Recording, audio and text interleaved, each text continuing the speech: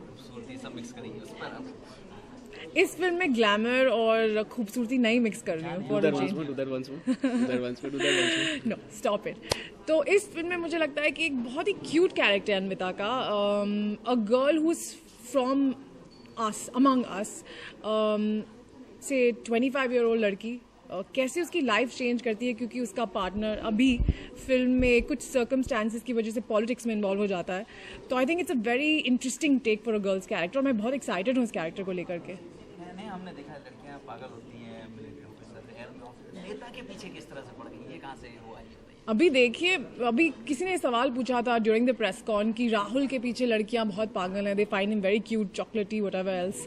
So I think यार, I mean girls को options बहुत है. I mean they can like anybody यार, क्रिकेटर हो, पॉलिटिशियन हो, कुछ भी हो. I mean the guy should be charming, right? लड़कियां तो नेताजी किस तरह की लड़की ढूंढ रही है? See,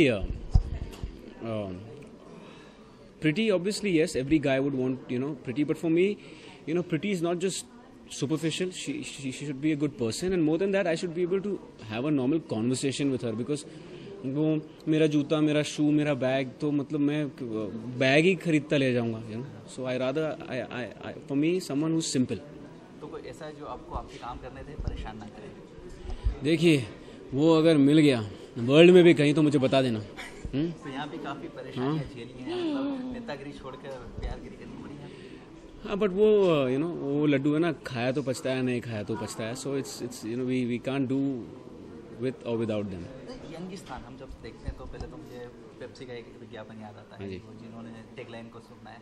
यहाँ यंगिस्तान किस तरह से कनेक्ट करती है? यूथ की आवाज़ बनती है किस तरह से? यूथ की आवाज़ एक जज्बा, एक सोच, एक बैज, जो उम्र से कुछ उसका लेना देना नहीं है. जैसे मैंने कहा, उम्र जज्बा है, बैज है. तो ये खास वजह है कि अपनी फिल्म को पकड़ा, इस फिल्म ने मुझे पकड़ा और फिर नेहा को पकड़ा और फिर हम सब ने एक दूसरे को पकड़ के, और फिर हमने छोड़ा नहीं उसको. हाँ, अब हम छोड़ेंगे 28 मार्च को जी. और तब आप पकड़ लेना. फिल्म टाइटल काफ़ी कैची है, तो फिल्म ने पकड़ना तो चालू कर दिया है. Thank you so much. लेकिन वही वाला वो बना हुआ है, कंटिन्यू रहेगा. लेकिन एक काफ़ी एक अलग जॉनर को आपने पकड़ना है, पॉलिटिकल लव स्टोरी आपने एक टेक को पकड़ा है. तो किस तरह से मतलब एक संदेश भी होगा कि काफ़ी सुधारने की कोशिश की और एक रोमांस के साथ में रखा है, तो किस तरह ज़्यादा पल्ला भारी है, किस तरह ये बहुत ही एंटरटेनिंग फिल्म बनाई है. Exactly. तो जवाब तो मैं देने वाली हूँ.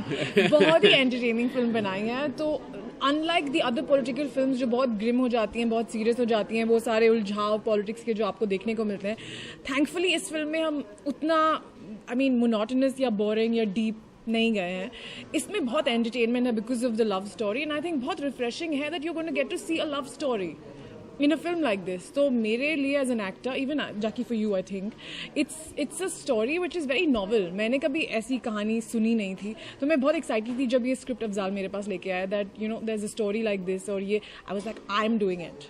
और ये ऐसी कहानी है कि अगर मुझे पता चले कि ऐसी कोई फिल्म आ रही है, मुझे ये फिल्म देखने का मन करेगा. इसलिए I think we all decided to jump on the offer and do this film. Very entertaining. या थोड़ा सा किरदार के बारे में बताएं. किरदार मस्त मौला है और जो सोचता है वो बोलता है, और अगर उसे लगता है कि ये बोलने से सब खराब हो जाएगा वो फिर भी बोलता है. And as she said, is very entertaining. हम हंसाते हंसाते काफ़ी सारी चीज़ें कह जाएंगे, और मेनली तो इट्स अ लव स्टोरी. बदलने क्या निकला है?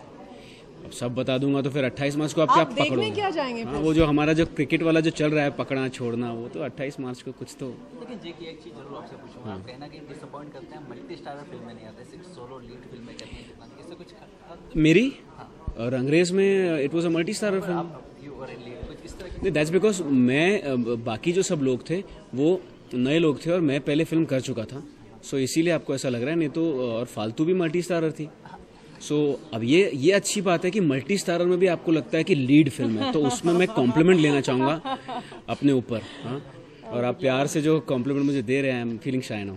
और कल काफ़ी अपने बर्थडे को सेलिब्रेट करने के लिए शंकर भगवान के दर्शन के लिए आप जा रहे हैं, कुछ खास वजह क्या मांगना चाहेंगे, उस पर कुछ बताएं. बस यही है कि खुश रखो और आबाद रखो सबको, दोस्तों को, और फिल्म बना रहे हैं हम, वो लोगों को पसंद आए.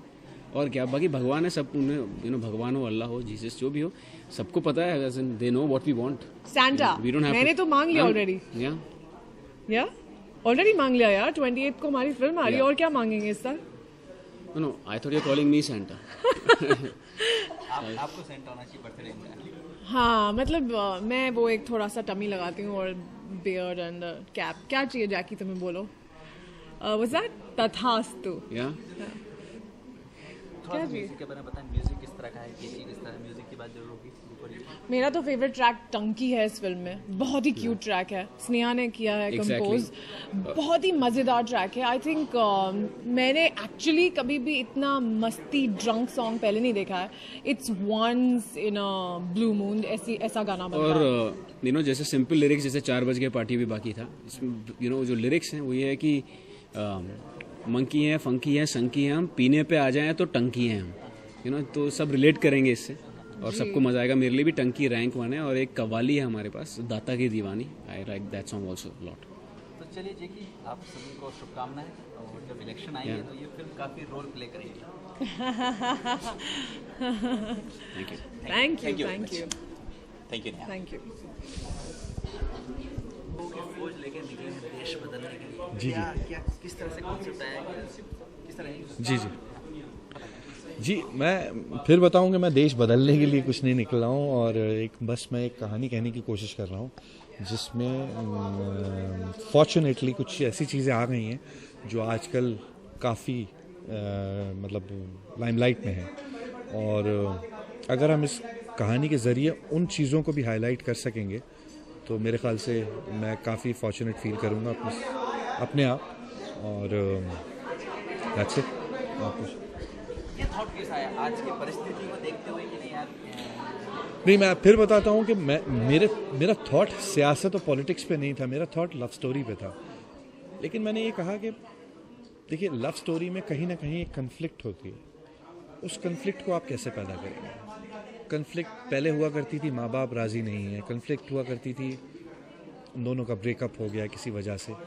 बट अगर कन्फ्लिक्ट सियासत हो, हमने सोचा तो कैसा रहेगा।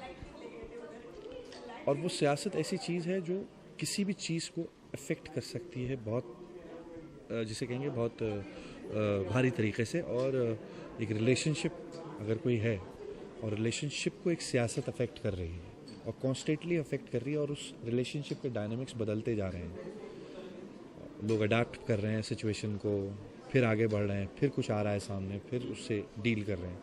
मेरे ख्याल से वही खूबसूरती है इस कहानी की।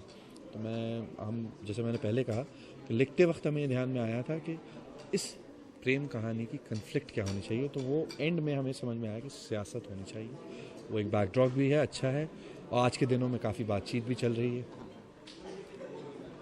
बस काफ़ी भरोसा जताया है जेकी ने आपके ऊपर, वासु जी ने आपके ऊपर, जी। काफ़ी प्रेशर था, जी। किस तरह से कंट्रोल किया सकते हैं? देखिए, कोई प्रेशर नहीं था। मैं आपको बताऊं, मेरे ख्याल से इतना ज़बरदस्त एक्सपीरियंस रहा है जाकी और वाशु जी के साथ मेरा काम करने का कि मैं बयान नहीं कर सकता हूं। उन्होंने वो चीज़ें मुझे ला के दी हैं एज अ प्रोड्यूसर, एंड कि जो मैं इमेजिन नहीं कर सकता था लोकेशन पॉइंट ऑफ व्यू से या और किसी भी प्रोडक्शन पॉइंट ऑफ व्यू से। और साथ साथ जैकी का एज अ परफॉर्मर जो उसने मेरा साथ दिया, मेरे ख्याल से बहुत ज़बरदस्त है। और मैं ज़्यादा बोलना नहीं चाहूँगा, बेहतर है कि लोग देखें और ख़ुद उसको एक्सपीरियंस करेंगे जो जिस तरीके से उन्होंने निभाई हैं चीज़ें, किरदार निभाया।